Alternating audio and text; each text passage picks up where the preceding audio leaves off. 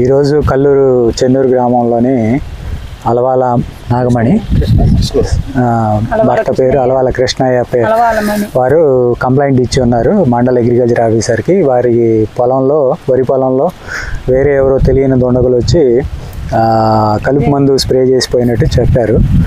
దాని పరిశీలన నిమిత్తం మేము ప్రాథమికంగా పరిశీలించడం కోసం వచ్చాము. దాంట్లో కొన్ని కాలు గుర్తులు అవి ఇవి కనపడుతున్నాయి. ప్లస్ రెండోది ఇక్కడ చుట్టూరా కూడా బ్యాక్టీరియల్ లీఫ్ బ్లైట్ కొంత, తర్వాత మన సుడిదోమ తోటి కొద్దిగా డ్యామేజ్ కనపడుతుంది. దాంతోపాటు కొంత పార్ట్ మాత్రం ర్యాండమ్గా వాళ్ళు నైట్ టైం స్ప్రే చేసినట్టుగా కనపడతా ఉంది విజిబిలిటీ.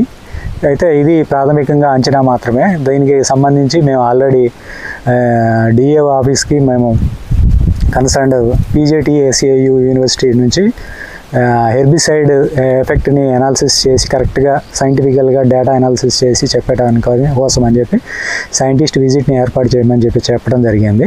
వారు వచ్చిన తర్వాత వారు కొన్ని శాంపిల్స్ అవి తీసుకొని ల్యాబ్ టెస్ట్ అనాలిసిస్కి పంపించిన తర్వాత నిజంగానే అది హెర్బిసైడ్ అటాక్ కనుక జరిగిందని తెలిస్తే అప్పుడు తదుపరి చర్యలు అనేది దాన్ని బట్టి ఉంటాయి. Sir your good name and designation please. నా పేరు శ్రీనివాస్ రెడ్డి, AD అగ్రికల్చర్ అండి. అయితే సార్ ఇప్పుడు స్థానిక పోలీస్ స్థానాల్లో వీళ్ళు ఫిర్యాదు చేశారు, కానీ ఇది మందు కొట్టారు అని నిర్ధారించాల్సింది మీరు నేను కాదు, సంబంధిత సదరు వ్యవసాయ శాఖ వారు. కాబట్టి వారు నివేదిక ఇచ్చిన తర్వాత మేము కేసు ఫైల్ చేస్తామని చెప్పేసి స్థానిక పోలీస్ శాఖ వారు చెప్పినట్టుగా మాకు అందిన సమాచారం. వాళ్ళపై త్వరగా చర్యలు తీసుకోవాలంటే మీ నివేదిక పైనే ఆధారపడి ఉంటుంది. ఇది ఎప్పుడు ఇస్తారు, ఎంత టైం పట్టింది? ఇది నా చేతిలో ఉన్న పని కాదు. ఎందుకనంటే నేను సైంటిఫికల్గా హెర్బిసైడ్ని అనాలిసిస్ చేసే అంత నాకు సామర్థ్యం లేదు. కాబట్టి మేము ఏం చేసామంటే ప్రొఫెసర్ జయశంకర్ తెలంగాణ అగ్రికల్చర్ యూనివర్సిటీకి సంబంధించినటువంటి హెర్బిసైడ్ ఎక్స్పర్ట్లు ఎవరైతే ఉంటారో వాళ్ళని విజిట్ ఏర్పాటు చేయమని చెప్పి DAO గారి ద్వారా కమిషనర్ గారికి రాయడం జరిగింది.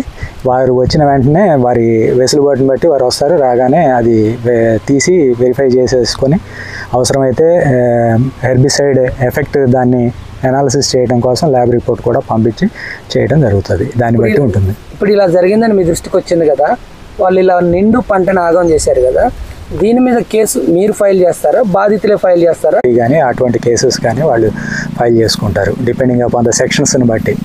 Thank you.